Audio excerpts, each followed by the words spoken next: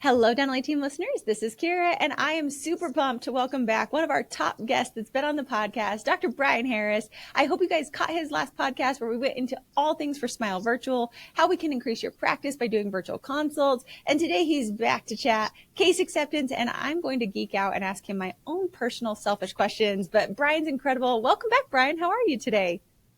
Thank you. It is great to be back. I loved the conversation we had last time, and I feel like we started to get into some really cool topics, and then we ran out of time. So this is great. I'm excited to be back for sure. I love someone who can geek dental with me for as long as we were, to where we run out of time because we're just so in the thick of it. And so welcome back. I love it.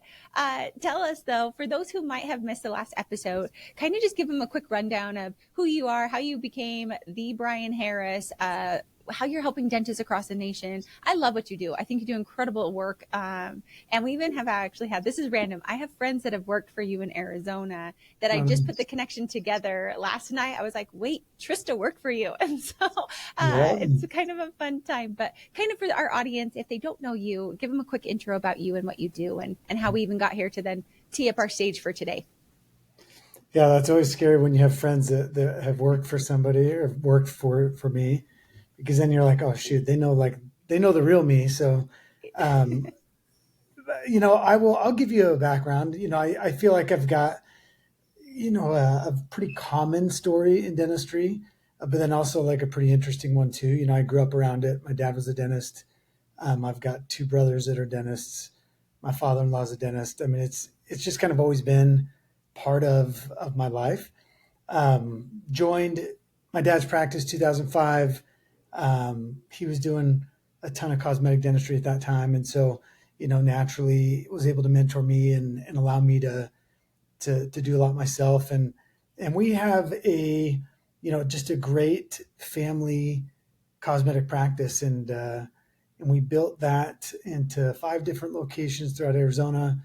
And then probably like 2016 was like the real pivot point for me, because I was, we were cruising along. We had the 5 locations, but I was burning out, and I kind of was just like, man, I just want to do what I love to do, and I don't necessarily want to be going to all these offices. I don't want to be working the hours that I was working, and so I had an experience, with my wife kind of urging me to push and post more on social media and kind of show the world the type of dentistry that I do, and everything just kind of took off from there, and started to build a brand and started to have patients flying in to see me, and because of that, launched a software platform called Smile Virtual. We talked about that last time, and it's the top teledentistry platform now in our industry, and I still am seeing patients 3 long days a week, and loving what I do with Smile Designs. And probably about 70% of all my patients fly in from out of state to see me in 2 visits. And so that's my story. It's been pretty remarkable. And I've been able to take the things that I've learned, and I'm just passionate about sharing that with other doctors and helping them do the same in their own practices. I love it. Thank you for sharing that. And it was interesting because my husband and I were talking last night. I told him, I said, hey, tomorrow's podcast day. I'm really excited. We were chatting about your podcast. And my husband actually asked me an interesting question. He's like, Kiera, I think this would actually be a really good podcast topic. And I said, Jay, I don't know the answer to it. So Brian, maybe you can actually help, because as you were talking about your story and having the locations, I think there actually becomes this pivotal moment where we're on this path. And so my husband asked me, he said, what's the difference between settling, failing, and living in the moment? And I'm curious if you have any insights on that. I know I didn't prep you up for it, and I didn't even plan to talk about it with you, but I think like you kind of hit that level, right? Like you could have kept growing and you decided like I'm burnt out. But I think so many of us, it's like, well, then am I settling and like going to just scale back? Am I failing because I'm tired? Or am I like living in the moment, or then also pivoting to what I really want? So do you have any insights on that? Like I said, I wasn't planning on it, but I didn't have quite the answers. And I think it could be a really interesting combo to kind of kick us off today. Yeah, I love that question. I really love that question. And I've never been asked it before. And so that's why when you asked it, I was like, that's actually really interesting. And I think what happens is, for me at least, the way I experience it, it kind of I experienced all three of those things at the same time. Like I felt like to some degree, I was like, well, yeah, we have the five locations. Like I should be happy, Yeah. financially successful, doing what I love. But then also I kind of felt like so I felt like I was like, well, am I settling because I don't get to do only the stuff I love? And then it kind of felt like failure because I Mhm. felt like, I should be happy, but I wasn't. So I kind of felt like I was failing at this game of happiness as a dentist. And then I think the third part of that is like recognizing that like that's the sweet spot. Like that's where you want to be because I feel like that's where the magic happens when you get to this point of like internal conflict of like, dude, what's really going on here? Like that's like when you make a move there, if you make the right move, it's always going to be like the move that made a Yeah. difference. That's interesting. And I'm curious, like, how did you reconcile through that? And like, how long does it take? Because I know, like, I'm going through a very similar experience. And like this summer, I just hit rock bottom. And I'm like, but on paper, my life is like popping. It's the most perfect. And like people on the outside looking in are like, Kiera, what are you talking about? My family's like, what are you talking about? But internally, you have this guilt, you have this struggle. It's like, I'm so happy with the life I'm living, but I'm also like so stretched, so thin. And I'm also questioning, like, am I really on the path that I want to be on? Or am I just on the path that kind of like fell into my lap and maybe I'm managing it rather than creating it? So like how long did, and I agree with you, it is the magic sweet spot, but it feels like it's the failure sweet spot. It feels like it's the rock bottom. It feels like it's the ultimate failure of your life. I'm like, I'm my life is so good that I'm so miserable. It's such like this like paradox of life. So how did you navigate through it? How long did it take you? Because it doesn't happen overnight. And I think so many people have this like misbelief that it's like, oh, Brian woke up and was like, I know what I want to do. Versus it's like it takes some time. And maybe you did. Maybe I'm the one who just takes a long time to figure out what I want to do in life. But how was that for you? How did you navigate it? Yeah, I think what happens is when you've been there a couple times, like to me, I see it now as like that's just part of the process. It's part of growth. The first couple times I found myself in situations like that with different companies that I started or things that I got involved in, it took me months, even years to make a decision. But now it happens all the time where, I'll have this great idea and on paper, like it's like, oh, this makes total sense. And then I start down that path and I'm like, ooh, this is a bad idea. And so now I've gotten really good at like, when I recognize that, it's not a dead end. It's just a cul-de-sac. You can turn around and go back the other way and do something different. And so I think, I mean, you're gonna have listeners of yours that are at this point where they're like, I don't get it. Like I'm just getting started. I can't even get patients in the chair. Like I don't have that problem yet, but they will get to that point at some time. And so I think if you're there, then it's like, listen to this conversation because it's going to happen sometime. And then you're going to have a lot of people that I feel are there. And I think the important thing is like stop like making decisions, like just Yeah. decide if it's like what you want to do and you're like, you know what, I'm ready for a change.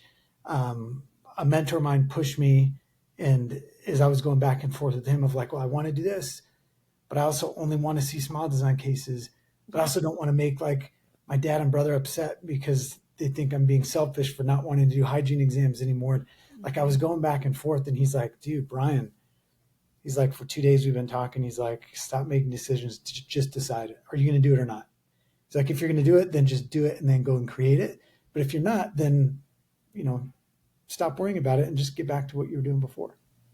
How did you figure out, Brian, that's so lovely. And I love that you brought up like family dynamics and guilt and like, I don't want my spouse to think this about me. But it's like people don't actually think those things. I think a lot of times we project it. And even if they do think that, like at the end of the day, it's your life and you're creating it and you're living it. How did you decide though? Because I think there's a piece of you of like, you've got this serial entrepreneur in you. I mean, we're going to talk clean products. We're going to talk a lot of the different things you've done. You cosmetic dentist, Smile Virtual, clean products. Like you've got this serial entrepreneur within you. So you've got this like massive growth. You're building all these practices, but then you also love cosmetic dentistry. How did you navigate and decide like what I really have my passion for is this? Because I think some people get like sloshy there and they get gray there.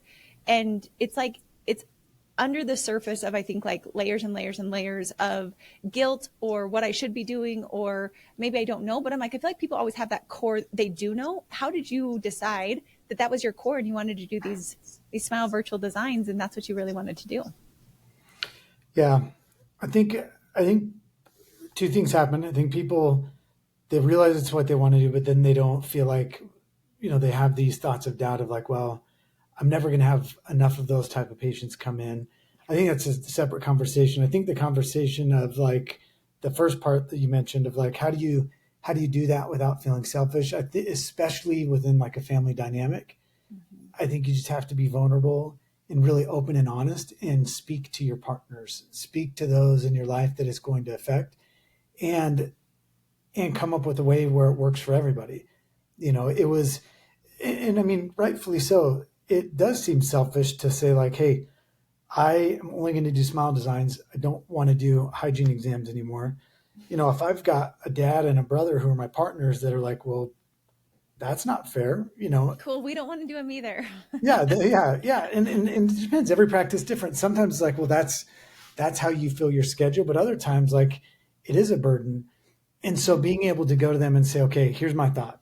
If I do this, I know it's going to increase my personal production, and we're partners, all three of us are partners in this. And so in the end, what's going to happen is like, I'm willing to push hard. I'm willing to work hard. And at the time, I think I was personally producing, I think my monthly average is about 450,000 a month, just myself, doing smile design Incredible. cases. And so I was able to show them like, hey, if I do this, there's going to be a significant amount more money going into practice that we can all share. And the trade-off is that I'm not going to have to do the exams, and I'm going to be able to practice kind of over here separate from the practice. But it's going to put more stress on you guys, but ultimately we'll all win financially because we're partners. And that's exactly what happened. So Yeah, no, and I think that's incredible because I also think as society and as doctors and as partners and as people, I think we often think what's fair is equal.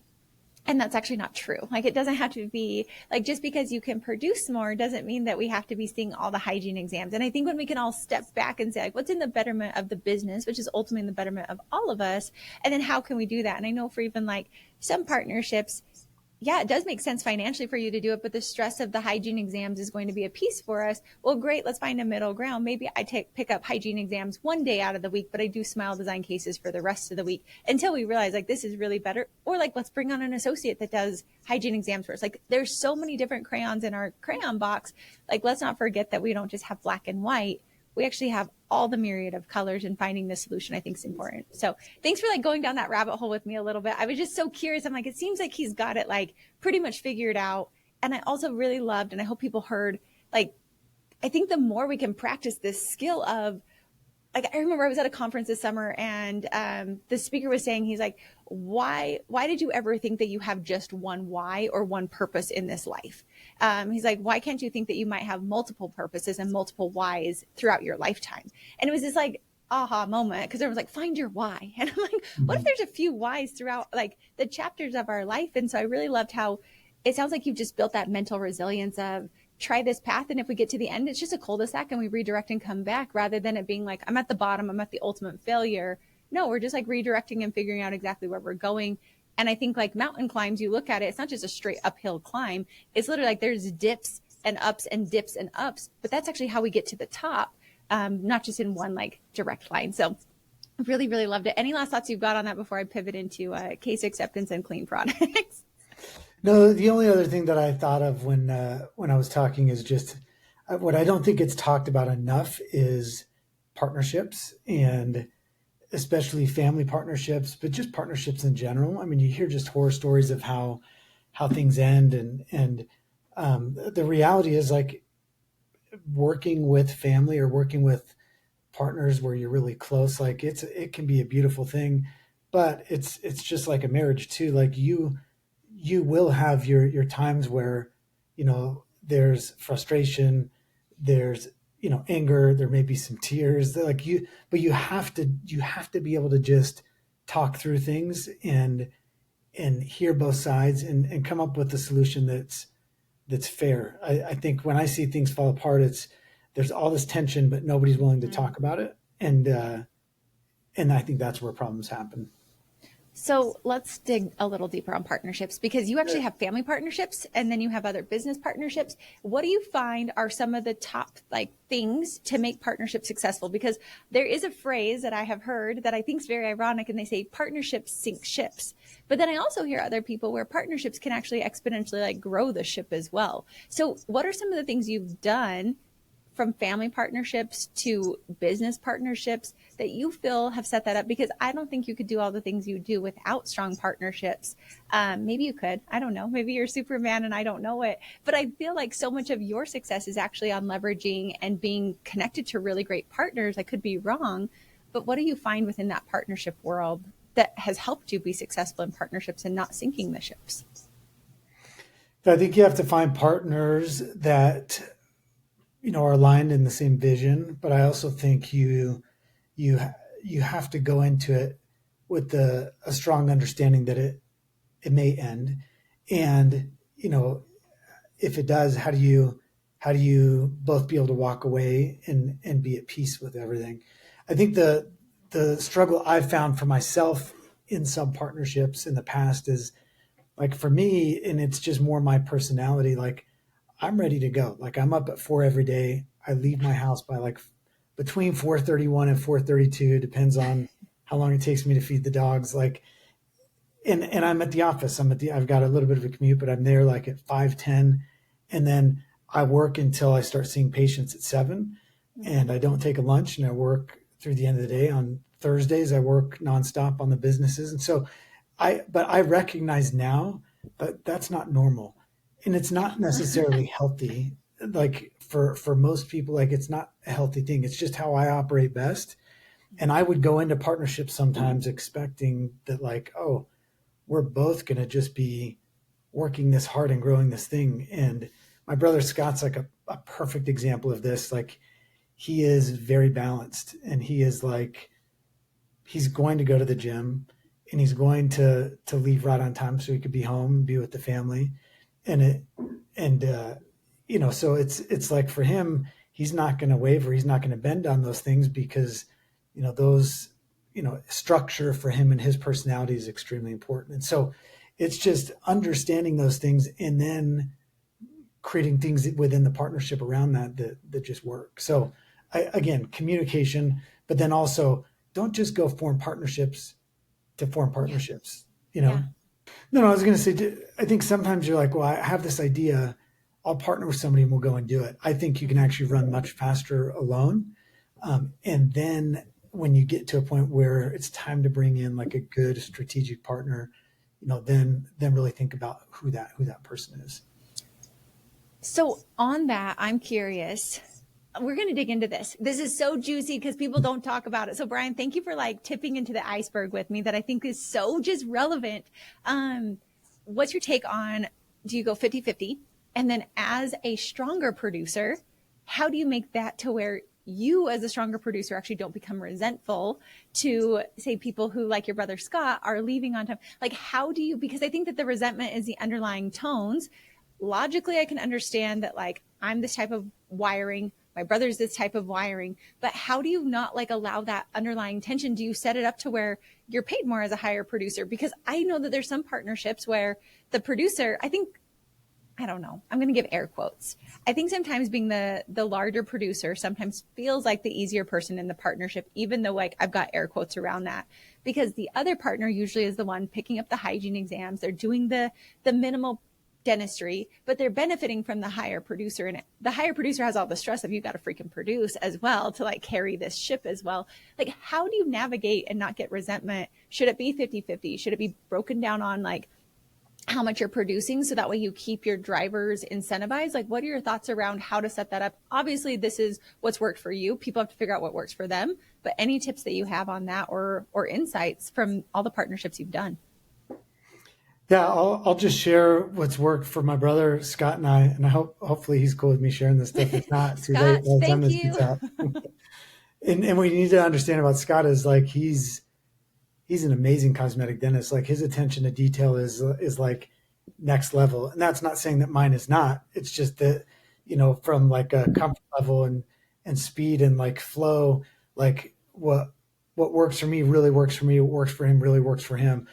But yeah, like let's say in a certain scenario, you get to the end of the month and you're 50-50 partners, but let's say, I'm just going to use rough numbers just to Yeah. keep it simple. Like, let's say one partner produces $100,000 and the other one produces $200,000, and you're both paid on a percentage of what you do.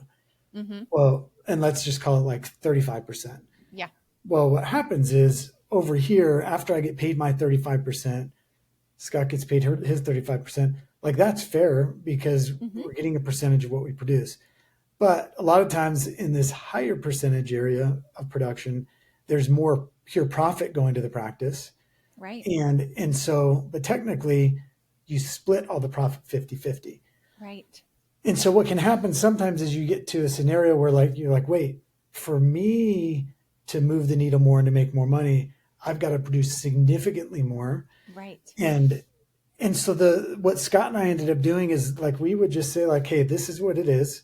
We each get paid our 35%. We split whatever comes in, but that we stop like 2 times a year, once before the summer, once before the end of the year, look at all the numbers and say like, okay, before we do this actual split, let's look at it. Do you feel it's fair? Are you good with how things are going? He would say his piece, I would say mine. And if we looked at the numbers and it was like, man, I produced quite a bit more the last 6 months, then we'd take whatever the money was there to split that month and be like, well, hey, how do you feel about 70-30? Or how do you feel about Mm-hmm. 60-40? And we would do things that way. And I know that doesn't work for everybody. Yeah. But I think just being open, it's like you have the rules of like how the partnership's set up, but then you also have the ability to be able to say like, hey, do we need to adjust a couple times a year? And would this feel more fair? Just so you don't get to a place where you're resentful.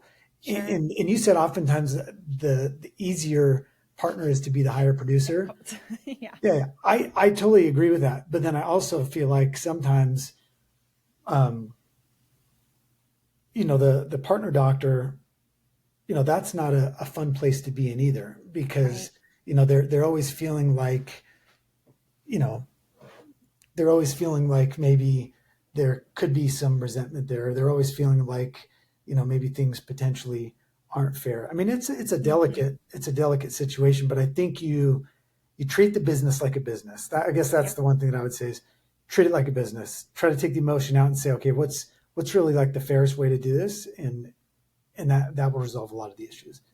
Yeah, and I think like props to you and Scott. Scott, I know you're not on this, but thank you. Like hopefully you listen to this. I also think though there's different value systems, right? Like hearing just you and Scott, I don't know Scott, I'm not interviewing Scott, I'm not podcasting with him, but to me it sounds like Scott's big thing is like his balance of his life. Like he wants to be with the kids, he wants to work out, he wants to have like he loves doing dentistry. But like that to me is what I would think if I was looking at a value chart, that would be it. And Brian, not to say that your family is not important. Brian's family, that's not what we're saying here, okay? We're just saying Brian's wired to you're like a racehorse. You want to go, you want to drive, like that keeps you so inspired. And when you're fulfilled that way, you actually show up better for your family, you show up better for yourself. I can relate to that because I'm very much wired that way. And I always feel like a little bit of a jerk, like, Jay, I promise I love you. But it's like there's two different value systems running too. And so I think when partners can realize that, like, don't chop off Brian as this racehorse who wants to produce and wants to be there early and wants to go at 4:30 in the morning. Don't cut that to make the partnership fair. Like let Brian be himself, let Scott be himself. And then like you said, I do think the evaluation throughout the year is smart because a racehorse like yourself, Brian, like it is fun on the production. It is fun to like hit the numbers. It's fun to see what you can produce. It's fun to challenge yourself. Like that's, I think, probably like growth and that drive for you. And so reward that person, give them like extra production, like rock on, keep running, keep doing it. And I'm going to keep my awesome balanced life over here. And I can see that. But I also think like kudos to Scott. I think that takes a lot of humility on his part too, to see that, because I think so many partners potentially on Scott's side can actually feel like less than, and ego can creep in and say, well, no, I'm doing all these other things. We're fair. We're equal. So like, what do you do when that creeps in of ego? Maybe Scott's just like an amazing human. I'm sure there's been times though, How do you guys navigate that conversation, Brian? Because I've heard it in so many partnerships that I can't imagine you guys are immune to it forever. Maybe it was just earlier on too. Yeah, I think part of it is, I remember I run a mastermind in a group of doctors that I started about 6 years ago, and it's called the Elite Academy. And when we meet together, we'll share numbers, we'll share production numbers, and I think Scott had always felt a certain way about it until we're in this room and everyone's sharing their numbers, and he's like, "Wait, I actually am a super high producer." Like he's like, "Wait, I'm producing 180,000 a month just himself," and yet, maybe in our partnership, it can feel a certain way just because of how I work or how I do things. But the reality is like he's a super successful cosmetic dentist and is producing at a really high level. So I think it's important to understand that, like, you got to step out of it sometimes and look at like the big picture and be like, oh, okay, maybe this isn't what it seems like. But then also, like, it does happen sometimes where you have a partner that's just cool cruising kind of at the bare minimum, and I think you have to respect that. You either change the partnership, you get out of it, or like you respect that and you come up with a better solution that's going to work for that partnership. I have a close friend that got stuck in one of the situations where he was kind of essentially feeding the other two partners, and they were on cruise control, and it started to create a lot of resentment because he's wanting to run fast over here. They're like, "Hey, we're comfortable here." Part of the reason they're comfortable is because all this production's, going to them and paying the bills. And so that's the type of situation where he struggled forever to get out of that, and finally went to him and said, like, "Hey, I think it's time that we dissolve the partnership." And at the end of the day, I think they feel like it's the best move too. They don't want to be living in that kind of stress either. So just communication, just talk about it. And I think like that feels scary. It feels scary to have those conversations. It feels scary to say that. I had a very similar, I remember working with a partnership, and the doctor that was a high producer was so frustrated because the other doctor was just not even trying to support, not looking for ways, like super comfortable. Like, I got this great producer, keep producing for me. I'm going to sit over here and have my great life. But it built up so much resentment between the two that it was irreparable. And so really, like you said, I think having those conversations, and when things frustrate you from the get-go, or like, I think we think we're being the bigger person by being, it's cool, just let it like roll over. But I'm like, when you let it roll over so often, I see it with so many partnerships. I see it in marriages of doctors that are married and they're working in the practices. And I'm sure you do too.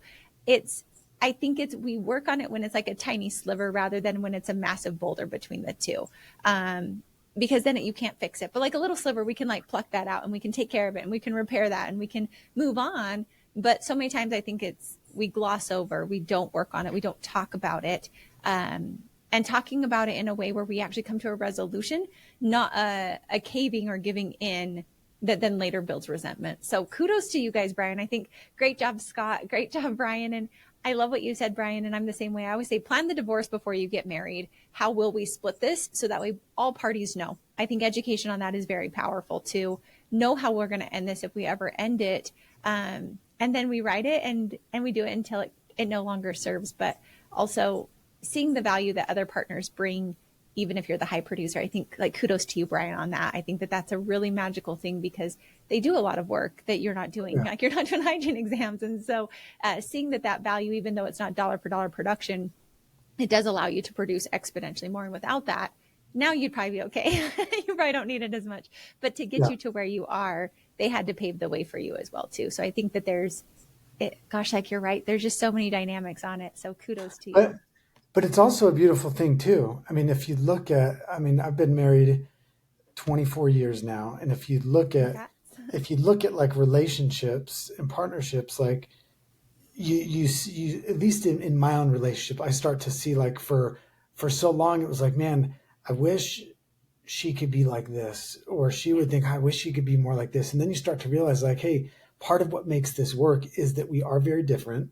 And part of what makes it work is like, we have different things to bring to the relationship. And I think partnerships, it's the same thing, but sometimes we look at it as like, well, no, I'm doing this, they should be doing this too. Could you imagine what a marriage would be if you were the younger, or if you were the lower producer, and you just felt like every day, your spouse was looking down on you and all the things that you're not doing right, and how you need to be better, and how you need to show more love. I mean, it would feel super empty, but Right. it's the same type of feelings. And so it's being able to be like, okay, wait, okay, here's our each of our strengths. Like, let's play off these and let's create a great relationship. So Yeah, no, and I'm so glad you brought that up because I remember for a long time, my husband is just such a fun human, and he like his phrase lately has been like, gosh, like why is life so good? And he's just like obsessed with living in the moment and obsessed with being so happy. And like he reminds me to stop and smell the freaking roses of like this beautiful rose garden we've built, rather than being like, rose garden done. We now need a forest. Like he's so good at reminding me of that. And for probably like the first 5 years of marriage, we've just hit our 13 years, so not the 24. But I remember like at year 5, 6, I thought, gosh, like I probably should have married someone different. Like I probably should have married someone who's a stronger driver with me, someone who like challenges me harder. And I had this wild epiphany of, man, if I would have married that person, I don't think I could have blossomed to the level that I did, because I would have been competing with someone. I wouldn't have had someone who's there like supporting me day in, day out. Jason will wake up early with me in the morning. I'm sure you do it too, Brian. Like we just rattle off all of our brilliant ideas. Our poor spouses like love them because we just like hit them with all these great ideas, and they just sit there and they love us and they encourage us and they inspire us. And I just thought there is so much beauty in who Jason is, being complimentary to me rather than being the same as me. And it took a long time for me to realize that compliment's actually so beautiful, and that's what makes the masterpiece, rather than being the exact same color. And I think that it's well said. And with partnerships, I just think like it takes humility, and it takes like effort, and it takes intentionality on partnerships to see what they're doing right rather than focusing on what's wrong, because what they're doing right and good and great is as available as what they're not doing and what they're failing at. Both are available to us every single day. It's just which one are we choosing to look at more, and that's what creates our vision from my perspective. yeah, for those just joining, welcome to the Successful Marriage Podcast. We're here today. We'll, we'll dive into all things relationships. No, What it's partnerships it's are. listen, it's beautiful, um, and I think some of it just comes with time and maturity, and realizing like, I think the more time has gone on, the more I realize like a lot of times like, man, maybe I am the problem in in both professional and personal relationships. And when you start to realize like, okay, you're way more in control than you think you are. So no, that was good. I'm glad we went into all that. I think it's important.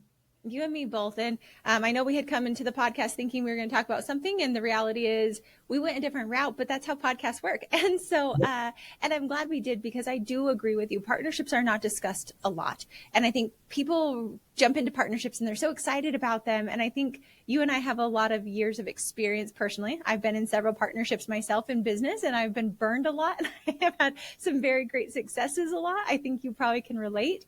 But the reality is, I think so much success can come from partnerships. So just to clarify, do you believe in 50-50 partnerships? So pretend you're a solo doctor. You don't Yep. have family. Are Yep. you a 50-50 proponent? Are you like a 30-70 proponent? Are you a small in this practice and then we go 50-50 in the next practice? What's kind of your like your flavors on partnerships, just as a general consensus, which I understand will asterisk across. Every marriage looks different. Every relationship looks different. Every partnership looks different. There's different reasons for different pieces. But if you're an owner doctor, because I think so many owner doctors, Brian, you hear this, I hear this, Yep. of I built this freaking practice and now I'm just going to give away 50%. Yep. And the newer doctor's like, yeah, I'm not going to be like less than you. So like, how do you navigate that? What are your thoughts on that, since we've decided to elect to partnerships today? Partnerships and marriages, whatever we want to talk Great. about. No, it's great. Let's do it. When I first bought into my dad's practice, we sat down with a consultant, and the way they looked at it, they're like, hey, if we're going to do this, we have it valued, and whatever that top value is, Brian, like that's what you're going to pay into the partnership. Like you will be 50-50 partner, but you're going to buy in what the practice is worth now. And I think that's absolutely how it should be handled. I think you treat it like a business. When my dad retired a couple years ago, so then at that point, then when it was time for Scott to buy in, we had the practice evaluated at top dollar, and then Scott bought in 1/3 of that. How long And has then, Scott been working? Just as clarity, because a lot of doctors get angry with this too, because they feel like they've added to the value of the practice, and they don't want to buy their equity that they've done. yeah. So Scott's been out of school 2 years less than I have. So he Okay. graduated in 2007, but he had his own practice. One of the 5 offices was his, and then he bought in. We ended up selling off the 4 offices, kept our flagship office. He bought in as 1/3 partner on that. So he was partners on the rest. But as Okay. far as our main practice in Phoenix, he bought in and paid what 1/3 was worth. And then when my dad retired, like we both came in and we bought out my dad's 1/3 for what it was worth. Now, at the time, you could say like, I mean, it was like $8.5 million practice. And so you could say, of that, probably 45% of that on an annual basis was maybe 40% was coming just from my production. So Mm-hmm. like I could have, and I'm not going to lie, I started to go there. I started to be like, wait, I'm going to pay top dollar, but essentially what I'm paying for is Yes. what I've I'm built glad you're saying myself. this. Everyone Yeah, and feels like this what way. I've So been let's just get it building. out there. Yeah, and so it's like, well, yeah, over the last several years, like, I've been producing, $3-4 million a year myself for the last several years. So that's why now we're at this place where the practice is worth 8.5 million. Exactly. And so it's like, well, is it fair that I then go in and pay top dollar, even though a lot of that's coming from me? And I think the answer to that is absolutely it's fair. It's fair because, you know, my dad started in 79, Mm-hmm. and we bought in along the way. And the fair thing to do is like treat it like a business, and then there's no regrets. And so, it can seem unfair from the owner or the senior doctor standpoint, but the last thing you want is a partner that's not motivated or that's resentful. I think it's okay to acknowledge those things, to say like, hey, here's what I'm feeling and here's why, and here's what I spent a lot of time building, and I just need you to know that, so like what I'm going through, and maybe this Yeah. isn't it's not easy for me. But then the last thing I'll say is the consultant back in 2008 when I first bought into the practice is like, hey, at the end of the day, both of you should feel like you're getting screwed. And he's like, that's Exactly. when like you've got a good deal. And that's exactly what happened. I felt like I was paying more than I should have for my half of my dad's practice. And my dad was like, well, I got screwed. Like I should have got more. And that's where we knew we were like at a good place. Yeah. No, that's actually really good because I hear so many doctors say this. Where I even have a partnership right now that we're working through, and the doctor buying in, they have actually 2 locations, and the doctor buying in right now, like doesn't like it's really hard for them to see for the second location to pay for it in 2 years after they've been working for it. And so I'm actually really happy to hear from you because I don't know what that feels like. I can buy in as a consultant, I can buy in as a team member, I can buy in on all those different levels. I can help close the cases, I can help grow the practice. Like the systems we bring in are exponentially high, but I'm not a producer. And I think the producer piece is the hard piece because you're like, I literally have grown this and now I'm going to buy into that. How did you work through that, Brian? Because so many doctors think it's more fair of like, no, no, no, let's get evaluation today. And then in 2 years, I'll pay for it, or whatnot. Or like we take out my production. But like, how did you and your dad reconcile that? Because I look at it of like, yeah, but your dad had a practice, and without your dad, you would never have had this opportunity to do it. You can argue with me and say, I could have gone and done it on my own. And I always say, then go do it. Yeah. You're clearly buying in for this. Yeah. How did you reconcile that? Because I think your space is actually a really hard space to come to when you're actually buying your own production in that practice, because that's what the true fair value of that business is. Yeah, so we've actually kind of technically done it both ways. So the first time when I bought in, it was like, okay, this is something we're going to want to do, but to do it right and to get financing in place, let's scale up. And this is going to happen. We'll sign documents in like 6 months. But what we're Mm-hmm. going to do is we're going to value the practice now. And, so that Dr. Harris, you're motivated to, Dr. Brian Harris, you're motivated to grow and still build this practice, but you're going to pay for what the fees are now. And every month, we're going to set aside some of that cash instead of paying you on a percentage of production. So let's say you're getting paid 35%, then you'd say, okay, for the next 6 months, you're actually going to get paid 40%, but 5% of that will be held back and will go towards paying your part of the practice. So I think there's ways that you can do it to where the doctor buying in, especially if it's like this is going to be in 2 years, Yeah. like you can do a holdback on profits and say, yes, let's do it in 2 years. Let's value it then. But instead of 35%, let's pay you 40%. You're only going to take 35, but we're going to put 5% over here, and that's going to grow, and that can be used as your down payment. So Yeah, for it's sure. essentially like the doctor's not just working their butt off for nothing. They're working towards buying the practice, and Sure. that extra money is going towards that purchase price. Yeah. And I think you have a really good long vision game. You knew this is where you wanted to be. You knew it was a great place for you. It was with your family. It was something long term. And I think you buying in, you had to have a longer term vision for it of like seeing like, yes, today, like you said, I agree. I had a mentor this summer tell me they're like, you should always feel like you're being screwed. Both parties need to feel like they're being screwed, and it's the Yep. perfect deal. Because if one party feels like they walked out of there like high on the cloud, then it's not the right deal. For sure. And like go back to the drawing board until you both feel that way. So I think though, kudos to you to have that long-term vision. Because I think a lot of people can't see that. And it's like, no, it's so good. Like it might sting today, but just think about it 8 years down the line. I mean, what, you bought it in 2008, now we're 2024. That's a Yeah. pretty long-term vision. Your dad's not in the practice, it sounds like. Your brother's there now. And you guys are now building this to where it is today. That's incredible. And Dental 18 listeners, I cannot wait for you to hear Brian and I finish this conversation. Today we talked about partnerships and all the different pieces. And tomorrow we are actually going to cover how to have a successful practice after you buy in. So get ready. I cannot wait for you guys. We broke this one up into 2 parts because I think it's that important for you. And as always, thanks for listening. I'll catch you next time on the Dental 18 podcast.